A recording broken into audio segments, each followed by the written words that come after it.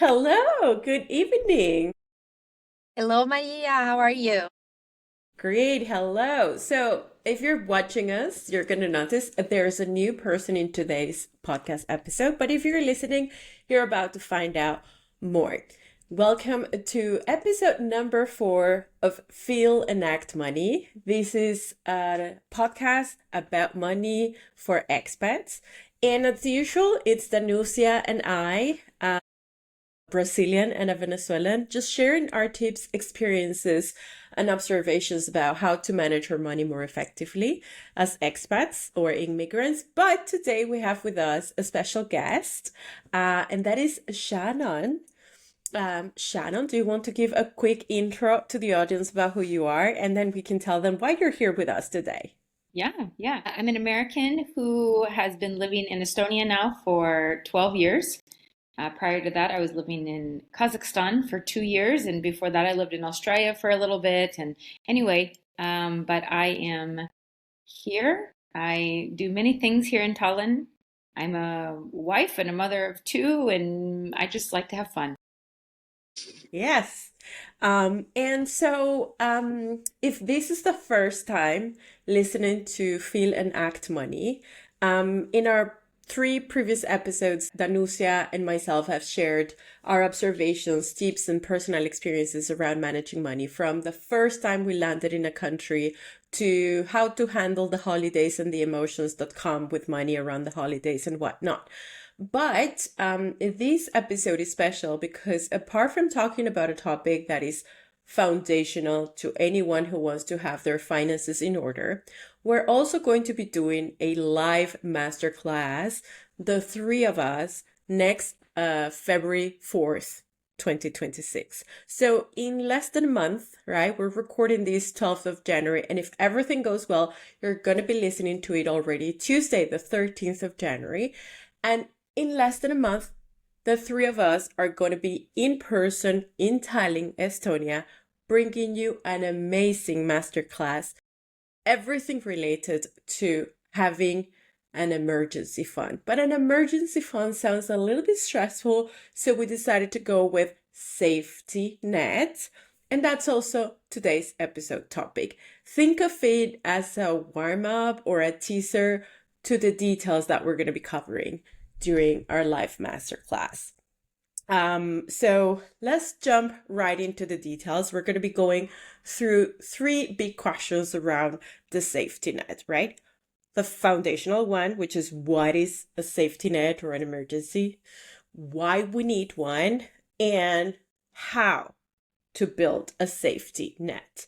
But because why is a more important question, we're going to start from why, and we're just going to be asking questions to each other, and hopefully you listeners can relate to some of these questions and some of these experiences. But if there's a question you want to ask us, send it to us, and why not join our masterclass to get a live answer to it. So shall we kick it off? Thank you, Maria, for asking and for this beautiful introduction to the topic. I love it. It's the start of the year, so why not start the year in the right path? Just thinking about what we should do different this year and what are the lessons we learned from this topic. And to start over, we thought about the safety net. And having Shannon here today is such a pleasure. She said she's a mother, but she's also a leader in our community. Do you want to talk a little bit more about what you do here in Tallinn with entrepreneurs, and then we can move to the topic of the safety net. But first, I would like to hear from you, Shannon. Thank you. Yeah, as an entrepreneur, I've had a few different things in my life. And 2 years ago, me and another entrepreneur decided that we wanted a community of female entrepreneurs here in Estonia. We needed it for the social support, we needed it for the business support, we needed the networking. And so that's what New Horizon is.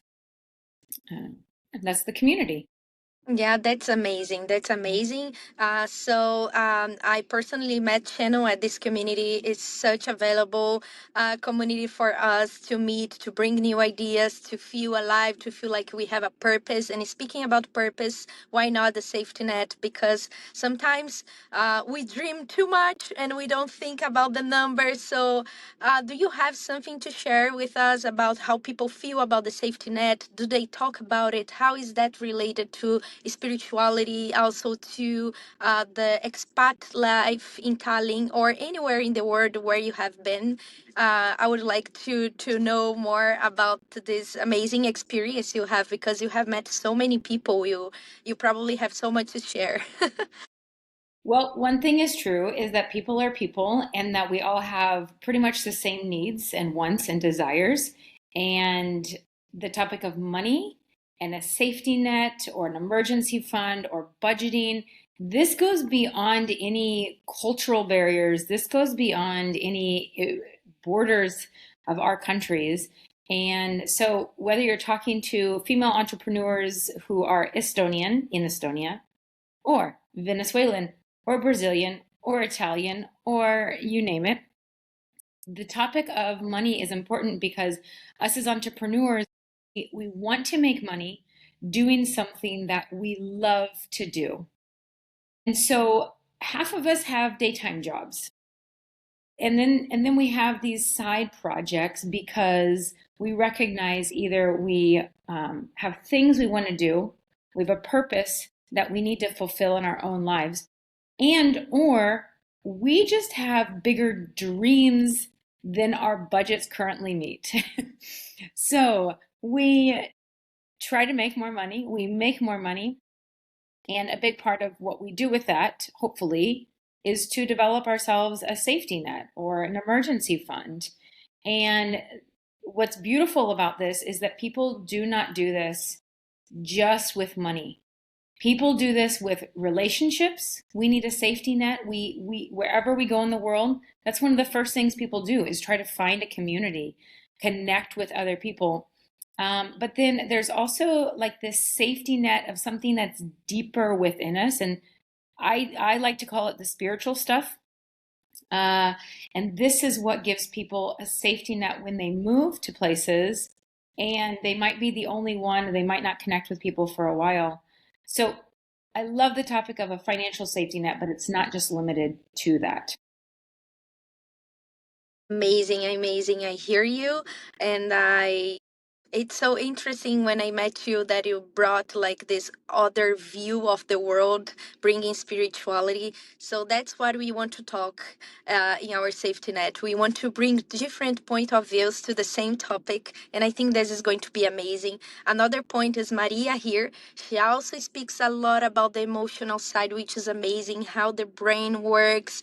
Does the safety net gives more power to us? Maybe I want to hear from Maria what she thinks. Does it gives us more power to say no or to take opportunities? How is it related to the visa, to the expat, new life in a new country, or the relationship with employers abroad? What do you Mhm. think? I love that you use the word power, right? Because a lot about how we feel around money comes loaded with emotions that are not always positive, but we can shift these. It takes time, it takes awareness of what is our relationship with money, but we can shift it around. And I really like the fact that you use the word power because one of the reasons why people end up understanding why it's important to build a safety net is actually coming from an emotion of fear, right? And that's why it's called a safety net, right? Many times, I mean, how many of us have had a job that we didn't really like, but we had to do it because we had to pay the bills, right? It wasn't inspiring. Maybe we were not learning. Maybe we didn't like our manager, but we had kept to keep at it because we had to pay the bill. So a safety net is something that a lot of people can relate to when they understand that that can buy you time to create space, mental space, to explore what is it that I want to do? What can be the next thing? Like, is there a future for me beyond this job that I am dreading waking up to go to every morning, right? So I think if you see it from that perspective, yes, it can be very empowering to create space and time to say, okay, my basic needs are covered because I have this money that I've put aside. Again, talking about a safety net as a financial thing, but I love, of course, the perspective that it can be relational, it can be spiritual. But if we talk about a safety net from a financial perspective, right, worrying that I have to pay my bills, then if I can do that and create a time to then understand what else do I want to do. Because otherwise, we're just like running, right? I have to take care of the kids. I have to do the job. I have to exercise. I have to clean. I have to. And then you never have time to think about, oh, when can I change if you want to change. If you're lucky enough to be doing something you enjoy, maybe you like your colleagues, maybe you feel you're learning, you feel appreciated, then a safety net, that's why it's again mentioned at the beginning, called sometimes an emergency fund, is because it helps you feel less stressed or focus on solving a problem that comes when you didn't expect it, which is another thing that adds a burden, right? Something happens, right? I've had I'm going to share the details of that in a masterclass, but let's say I had a very difficult personal experience 11 years ago where I was glad that I had the relational, but also the financial safety net to have to worry about just the core issue that I had to solve, which came with a lot of heavy emotions. And that actually, when you don't have a safety net, can then add to your stress. And then recovery is going to be much more difficult. So definitely having a safety net empowers that. It creates space. It creates energy.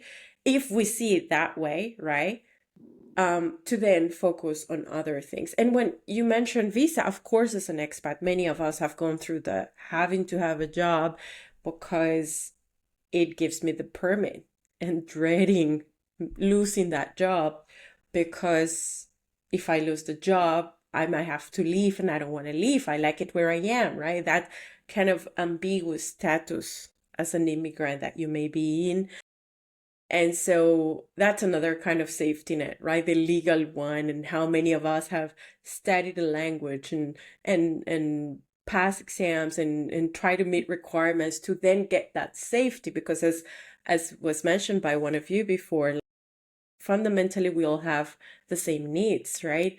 And the basic ones are about feeling safe, feeling secure, feeling protected, and that comes physically, legally, financially, emotionally, spiritually. Oh, so many layers. Yes, that's Exactly. true. It's a lot of them. And so yeah, I think it does empower us. But you've been asking questions from most of us, from Shannon and from myself, Danusia, but now you can't escape. Oh, And yeah. we want to ask you to, Let's go. Let's go. right? So I would ask this as a Brazilian, because I hear there's a lot of Brazilians in Estonia, and I respect that you might have only one perspective. But if you've observed from your perspective as a Brazilian, do you feel that is it different considering having a safety net as an expat from a country like Brazil or Venezuela or America compared to what is having a safety net as a local? Have you seen people express differently in that sense as an expat about having some savings or? Yeah, yes, definitely. It's something that it is different because in Brazil we are always exposed to the we always comparing our money to strong currencies such as euro or dollars. And then, of course, if you're traveling to a country which you be using these currencies, then your money can be losing value over time, right? Because of the exchange rate. And for our Brazilians, it's not stable in our currency so much. I would say it's not the worst, but it's not the ideal. But what I see that some Brazilians, they that I know, okay, they have a safety net, but they still keeping the money in Brazil. because some of them think if something goes wrong, I'll go to Brazil. But okay, guys, you can keep your money in the strong currency. You don't need to put yourself in a place that you are so exposed to the risk of losing money over time. Okay, I know that in Brazil the money will grow more because let's say that the countries which the inflation it's going up too much, then you can see that your money is also growing faster, even though it's not in the stock market, right? But that's an illusion because things are getting expensive too. And some people used to say, why am I leaving? Like, because the safety net, you have a right space to leave the money, and their questions are, where should I leave this money? And that's what I want to bring to the masterclass, like where should they leave this money here in Europe, so they don't send to Brazil to create this illusion they are earning money, because everything is getting expensive. But then the risk, the political risk, the economic risk, the inflation are not under our control, so we should keep in the strong currency. But sometimes they don't, because they don't know where to put this money.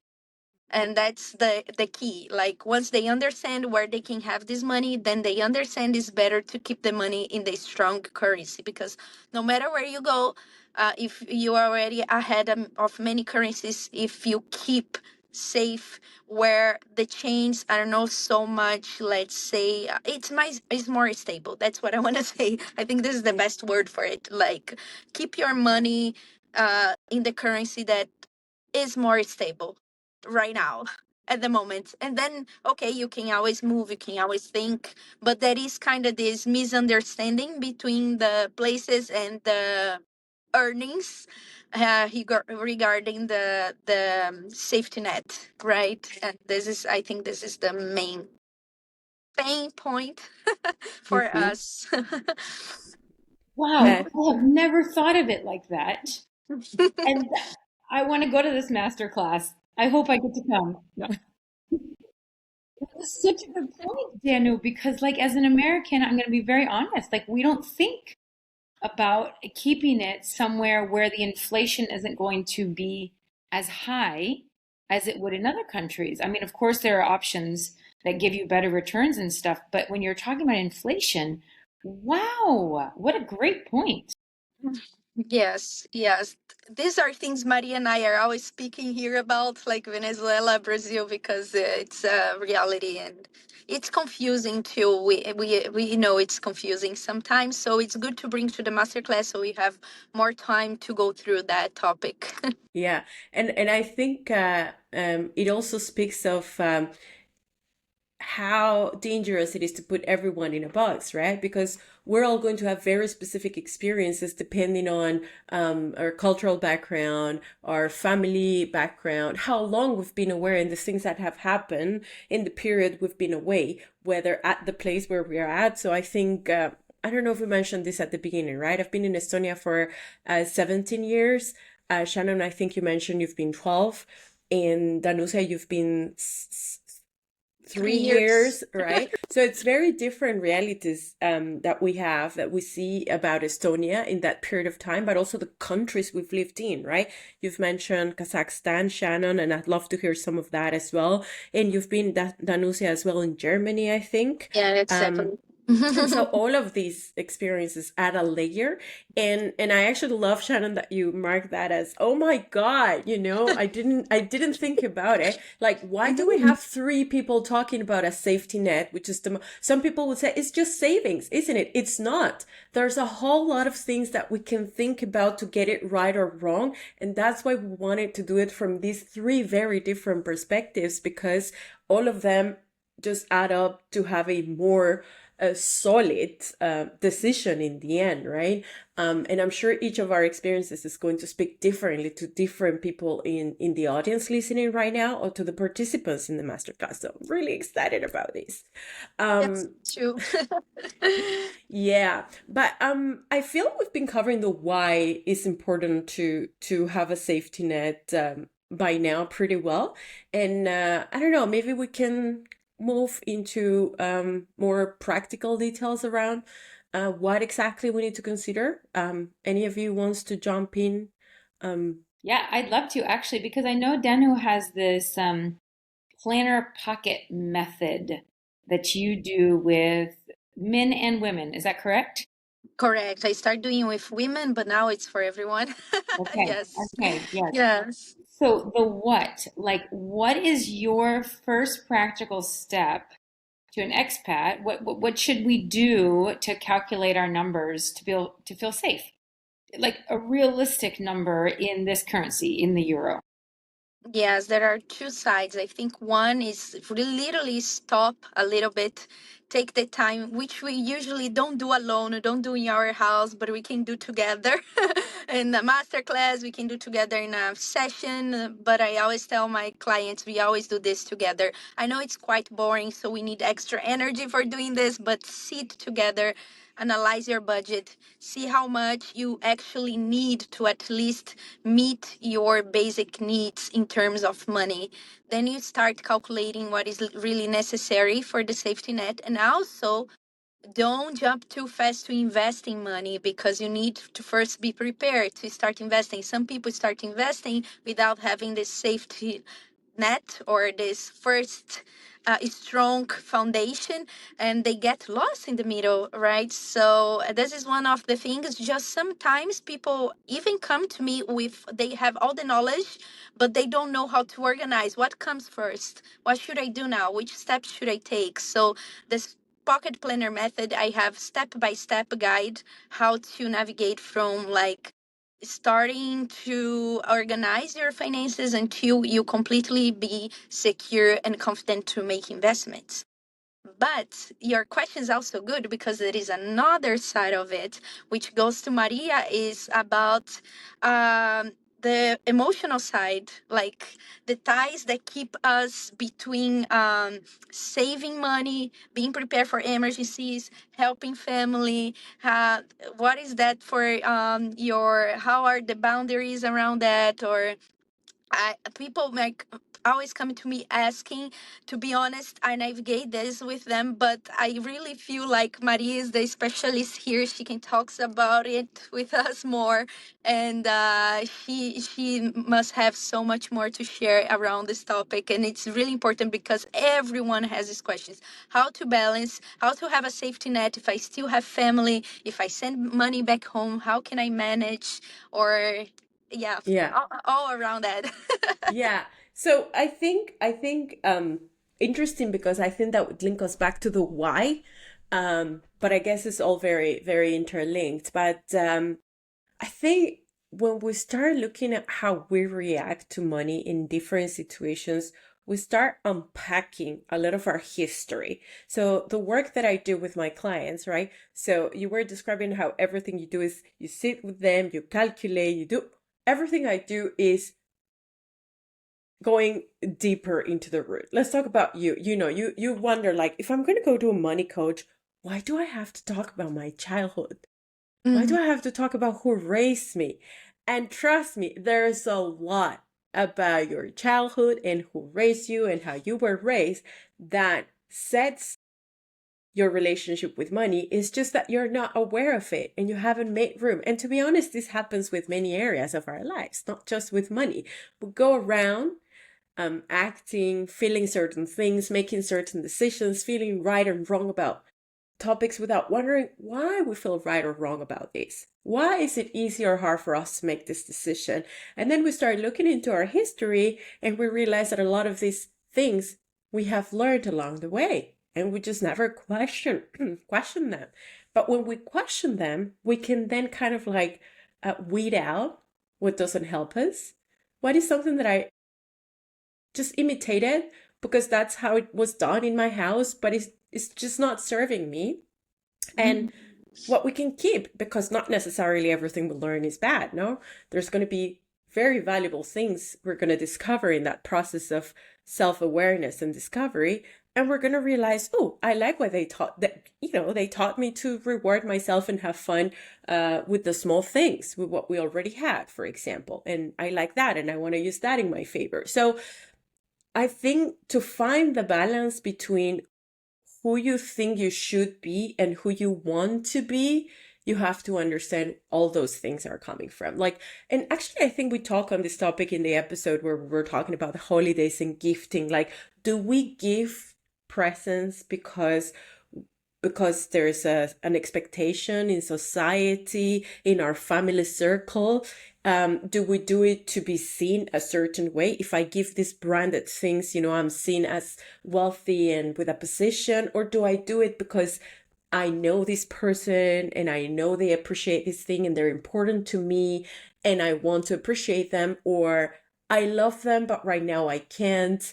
And there's other ways I can show my love. And so again, we're going to go deeper in the masterclass, but I wanted to, that's actually the work that I do with people. Like, you think you're going to go straight into the spreadsheet, but we're actually going to start with our history, right? Of course, for those who want to do it. I've had many clients that want to go straight to business, and we'll see if when we go straight to business, that's easy or it comes with obstacles. And if it comes with obstacles, the problem is we have to take a few steps back. So when it comes to, I cannot do, it doesn't happen only with the safety net. It happens with everything. I cannot save, or I cannot change jobs, or I cannot ask for a raise because we have these beliefs, because we have these things holding us back. And we first need to unpack them to see how we're going to start changing them, to then see that it was actually possible. We just needed to see the world different, which actually takes some huge self-awareness and effort and habit changing process that can take weeks or months or even years. So yeah, but let's move. Wait. Yes. I have a follow-up question for both of you. Is a guest allowed to do this? I think so, yeah. Of course. Of course. Have you done your work with couples? Because to me, I'm hearing your stories and I'm thinking this is great. But when I have intercultural marriage like my own, wow, it took us years to get to this point where it could have been simpler with Maria or with Danusia had we come together and done this. Have you worked with couples? I've had one instance of a couple that it actually came as a decision that one of them needed to make, but in reality it was a whole family thing. Like, it was seen as like to buy or not to buy this thing, and in reality there was a whole set of, how does this serve the family goal?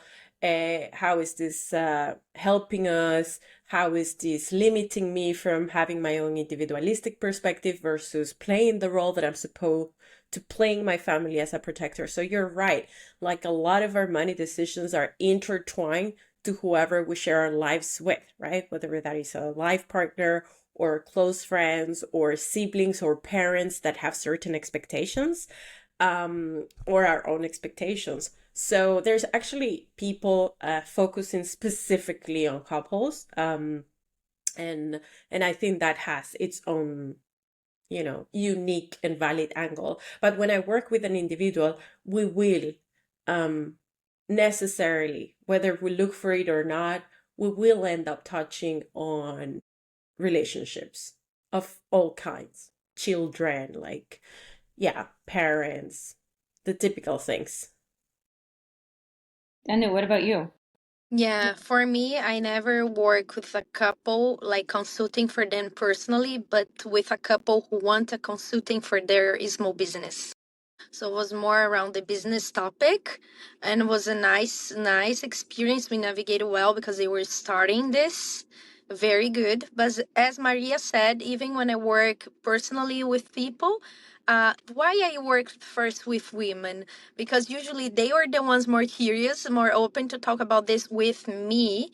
And then they go through this and they bring the topics from their partners and say, okay, I think I'll also bring my partner to do this. Can I? Yes, you can.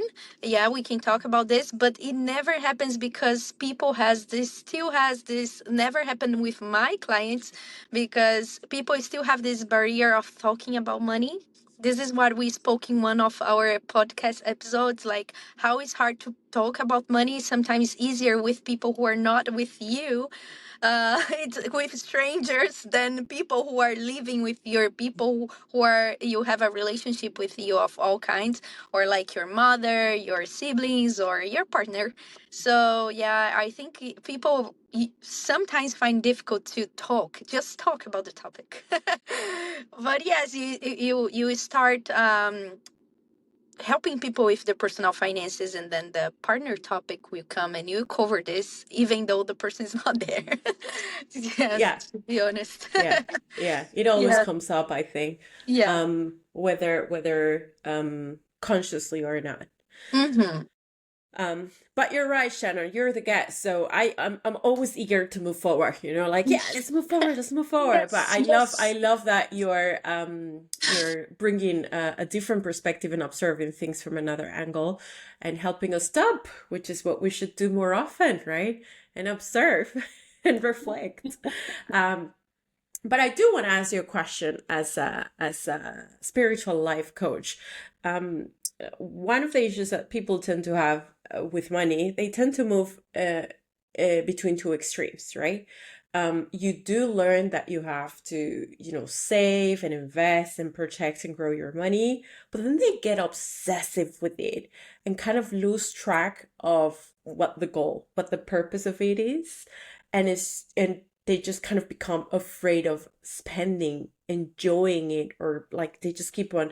So what do you think might be getting in the middle of a person that, they set themselves, they get it, they get the message, like, oh, okay, I wasn't convinced before that I needed a safety net. Now I understand why I need one. And then they start going down that path and they start putting money aside. How do you, as a life coach, would think of helping them understand, not from the calculation like point of view? Let's say they got the number, right? They understand what's the number, but somehow they keep going. Like, why do you think a person might go on the path of like, no, no, it's not enough, it's not enough, I will keep on going? And what might they be able to do to sort of break that pattern, or even avoid getting to that point? Well, let's be very honest. We always can find something else that we need. So we always need to save more because we need that next thing, or we want that next thing. That never stops. We're human. But what happens, I believe, when people get to the extreme of save, save, save, save, save, is they lose the human connection to themselves and to others. And this is where it gets dangerous, because there's a real connection to the money, and they find so much dopamine release, or what cortisol release, with this connection to money. Either I have proven I have done the thing, or I saved and I can go above and beyond. Could be a very generational family thing, like I'm going to prove to them they never thought I was going to make it, but look at me now and I'm twice as rich as them, type of a mindset. But then what happens is they lose that connection to themselves and to humans. And so, as a spiritual life coach, I always try to bring in the topic of generosity. This does not mean just finances. This is also your time and your talents. But once we begin to understand that generosity is just as important as a safety net, for example, in different ways, this is where I try to work with people and say, okay, now how can we try this out? Let's test this out.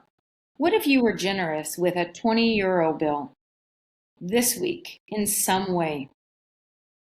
Because I'm telling you what, you cannot tell people enough that they need to stop saving.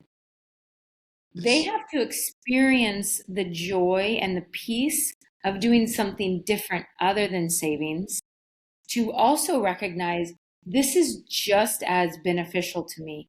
This is just as beautiful. This is just as much of a chemical reaction in my body.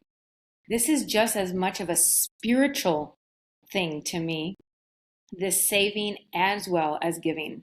So it's real. It happens all the time. It happens to me. Like, just because I'm a spiritual life coach doesn't mean I'm immune to any of this. But I also have to keep coming back to the teachings of generosity, giving, challenging myself, And listen, we're not alone, because you can look, there are thousands and millions of euro given every year to philanthropies. So it's not just because you're a spiritual person that you give, but there are people who are not spiritual who give because they also recognize this cannot just be about me, myself, and my savings account. It has to be about others and humankind, etc. They need to feel connected, right? Yes, yes. Mm-hmm. Yes. I mean, look at the UN. The UN, their whole purpose is to give to people and others in need. They're not a spiritual entity. They're a governmental entity, but there's something that says we need to be connected with people who are not just in our bubble. Amazing. I could go on and on about this, and that's why someone has to come to the workshop. Amazing. I think when you're sharing this, what crossed my mind is with all this digital society, the wish of giving is growing. And sometimes people don't know how to also start giving, right? And it's the same with investing.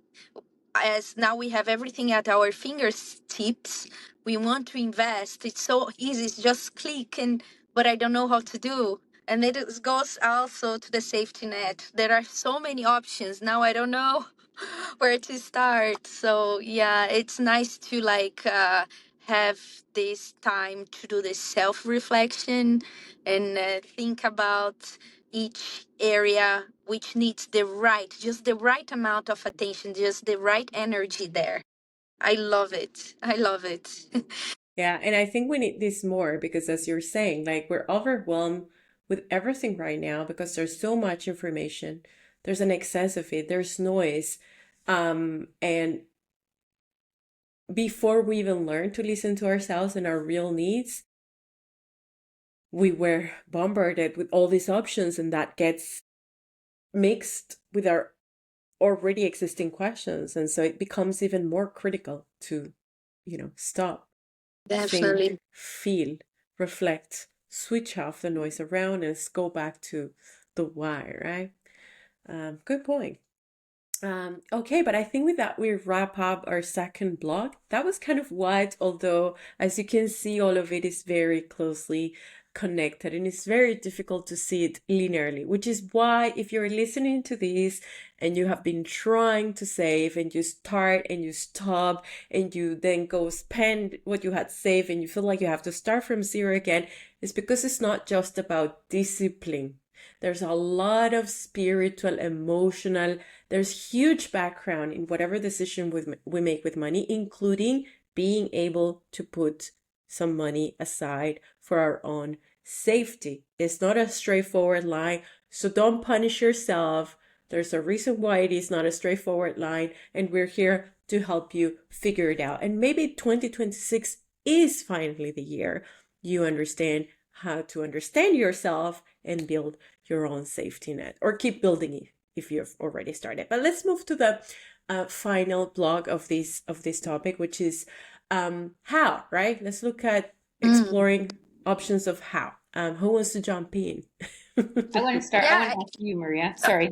Go ahead, Danusia. you can go, Shannon. I love it. Okay. You can take over We all now. have so much to say and share. Yes, I love it.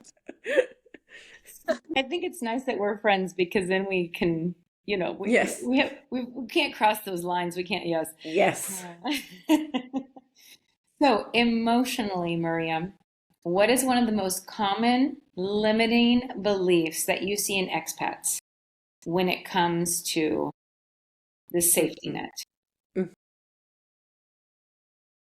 One of the most limiting beliefs, I'm not sure if it's necessarily directly only to the safety net, but it probably affects how we approach work and everything. And I say we because I can identify myself, in my first decade and a half as an immigrant in this mental state of I have to prove myself. I don't have the same possibilities. I don't have a network here. Nobody knows me here. I have to learn the language. And so there is that little voice telling us that we have to prove ourselves and that we're starting from scratch, in that I'm gonna say yes to everything, all the options, all the tasks that I'm given. And so we don't set boundaries at first and we just take on everything. Yes, yes, because we have this idea that we need to prove ourselves. Um, I think that's a double-edged sword, because I think on one hand it does push us to do more than we thought ourselves capable of. But again, if we don't stop and reflect, it becomes a very dangerous negative loop in which we just start to then think that the only way, and this is very common financially, not only for expats, but I think it's particularly relevant for expats, is like we are not going to be successful unless we work hard and hard and hard and hard. So we put aside taking care of ourselves, resting, asking for help. We're warriors, warriors, warriors, always with the sword up. And there's these archetypes that I explore sometimes with my clients about how we tend to act around money. And that's one typical archetype, which is a good one in the sense that it helps us achieve our goals. But if we don't put our sword down to rest, to recharge, to eat, to ask for help, it can turn into a very dangerous thing. And I think that would be the same thing. It's like you've achieved, but somehow you keep on running and pushing and running and pushing and running and pushing, and you don't stop. And that's a very, very thin line to walk. So again, I don't think it's unique to expats, but I've seen it a lot. And you see, we end up achieving great things and we don't believe it ourselves. And everybody has to tell us, but you did this and you did that, and you speak the language, and you're like, oh no, but we brush it aside and we feel we have to keep on going, keep on going, keep on going, keep on going. And so I'd say if that's you, if you just keep on working hard and pushing yourself and feel like you have to prove yourself, you're doing fine. You deserve to celebrate. You deserve a break. It's okay. And to be honest, there's a lot of locals that are going to be struggling too. And we have this idea that just because they're locals, they have a network, a support network. And, you know, we're just people. People are people. And to be honest, they're also going to have their own struggles. But sometimes we forget and we create these very thick imaginary separation lines. Yeah, we should just erase them. So if I heard you correctly, then the limiting belief is uh, into how you create this safety net is I'm going to keep working and proving myself and never give myself time to stop and think and rest and celebrate. Yes, Mhm. Hmm. because otherwise I will fail. There's a fear, right? Otherwise I will fail. Otherwise I will not make it. Otherwise it will not be enough. And I think it brings us back to the previous question on what might cause a person to never stop with a safety number, like how much is enough, right? And you talked about connection, and I think that's because yes, we lose connection with our humanity, we lose connection with others, because when you move, you were tethered to a community, to a group of people, to a culture, and then you lose that connection and you have to build it again. So in a way it's normal that you're like that at the beginning, because you are not yet tethered. You have to reconnect, but you have to be aware of that. That is a transition that might require a little bit more hard work. Getting to know new people is, we all need connection, but it's so hard to make friends. But if you move to a new place, you have to make new friends. So I think it brings back to what you were suggesting before on why someone might go on forever with a number, which is because they lost connection with themselves, with others, with humanity. And I think that might be the same limiting belief that might cause a person to just, just maybe never save because they have to spend the money helping the family. That might be another one. But in the end, it's the same thing. We're like just stuck in our own heads with our own fears, rather than going back to Why does this matter? Why are we doing this? How is this important to our contentment, to our humanity? So, yeah.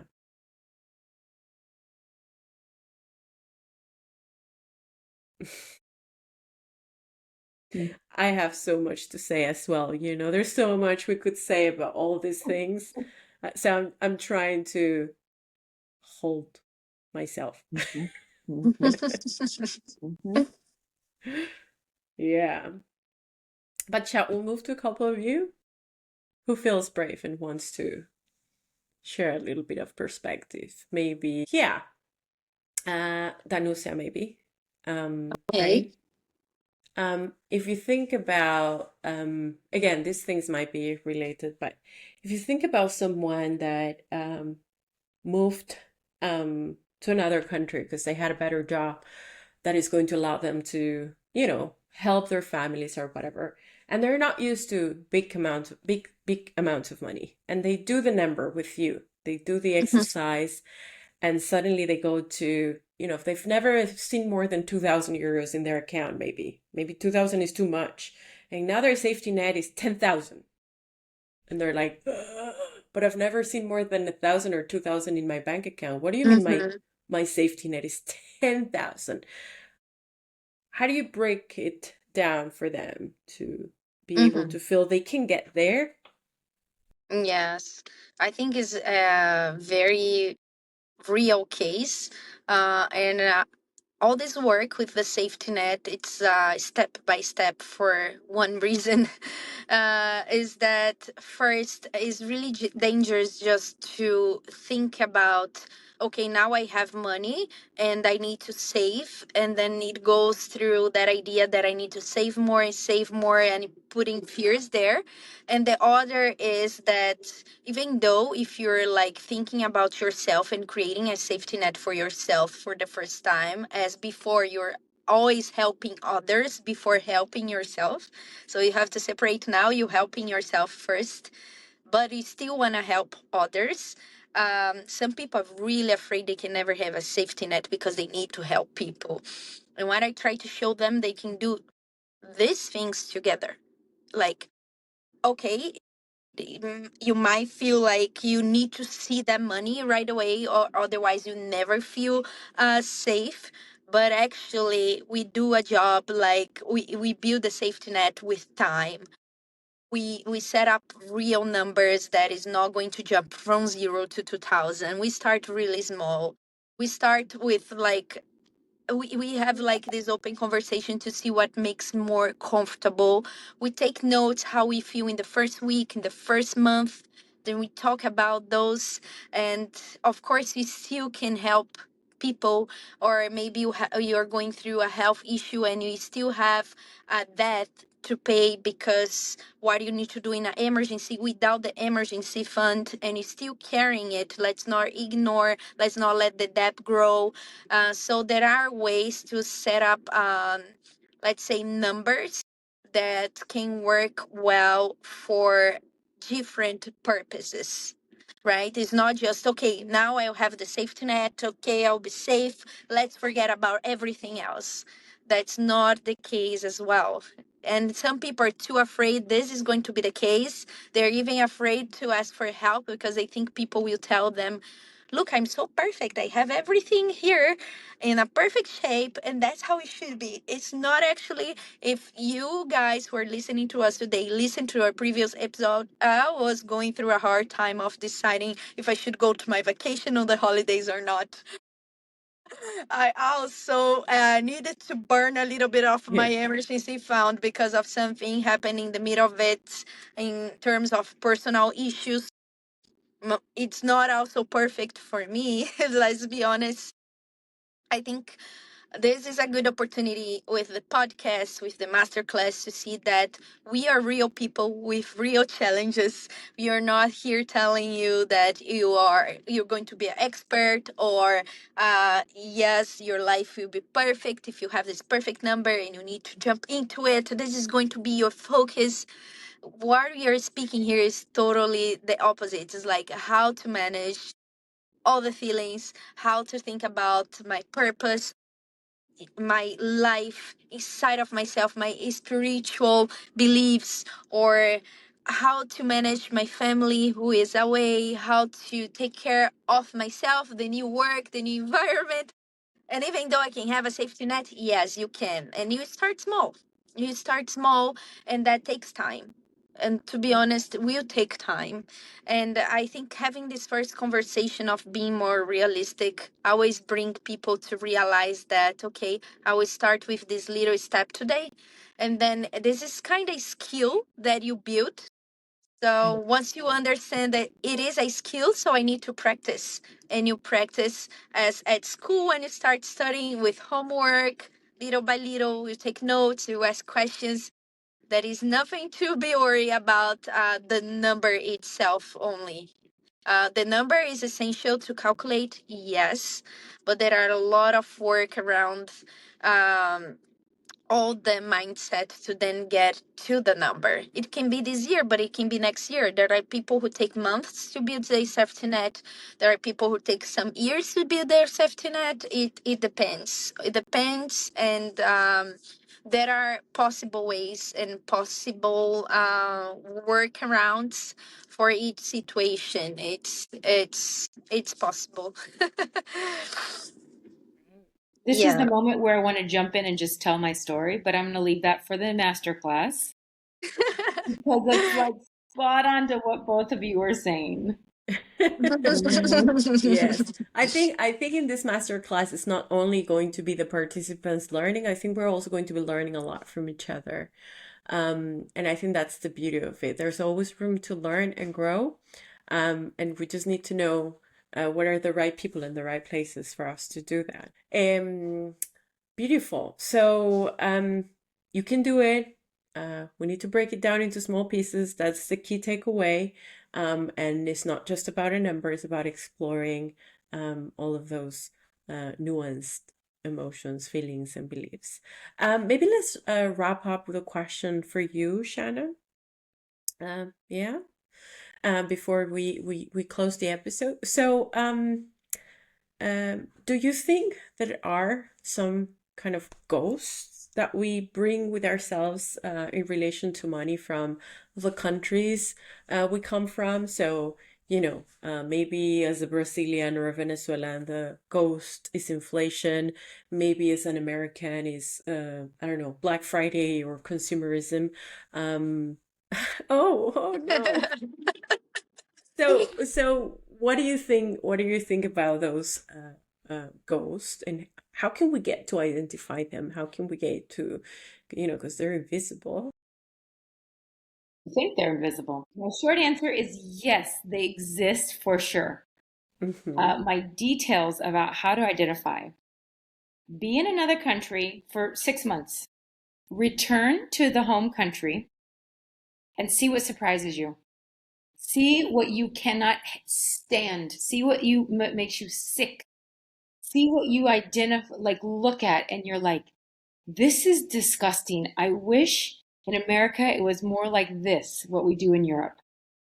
And you will quickly identify these ghosts that it has taken me time. I come back to Europe every time.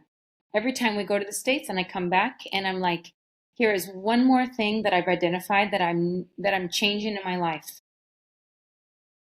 Hands down, because I've seen it there.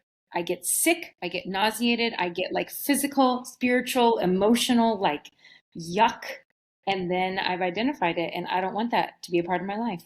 And I think that brings me to close the loop with what Danusia asked at the beginning, that what makes us feel empowered is we need to feel we have the power to make our own decisions and change those things that don't serve us anymore. No matter that we learn it from whoever we learn it, wherever we learn them. If it doesn't serve us, we should let it go. And it's okay to let it go, right? We have the power to do that. We definitely And do. sorry. Yes. Go ahead. One more thing. Episode 2, where you guys talked about you just need to start talking about money, find someone to start talking about money. This changes everything. Like Mm-hmm. if one thing I've taken from all 3 of your episodes is this: find people to talk money with, And you will learn so much about yourself and the world around you that it's so much bigger than just your own head, your own situation. Yeah, yeah. I mean, to be honest, we started this podcast as an excuse for ourselves to talk about our own things. So there you go. And help people along Exactly. the way. So there you go. But if you want to talk to us and other people about these topics live, check out our upcoming masterclass, February 4th, 2026 at 5:30 p.m. in the co-working space Foreigners Help. There's going to be a link in this episode description for you to see the details of the event in Facebook. If you don't have Facebook, don't worry. We're also going to add a link to buying your ticket in Stripe, and you can send us an email if you have any questions at feelandactmoney@gmail.com. And we're looking forward to having you there. There are limited spots, so don't wait to get your ticket. Thank you so much for being here with us today, Shannon. And Danusia, thanks again for helping me host these. You are officially our first guest, and I don't know, but I loved it. I loved it. Me too. It's such a pleasure. It's so good. So good to have you here. And I think what both of you have to offer is so perfect for some people right now. Yeah. Not everyone, but for the Yeah. people who know they need it, like you ladies offer the perfect thing for them. Thank you so much, Shannon. Mhm. And until next time, everyone. Until next time. Bye-bye. Hey.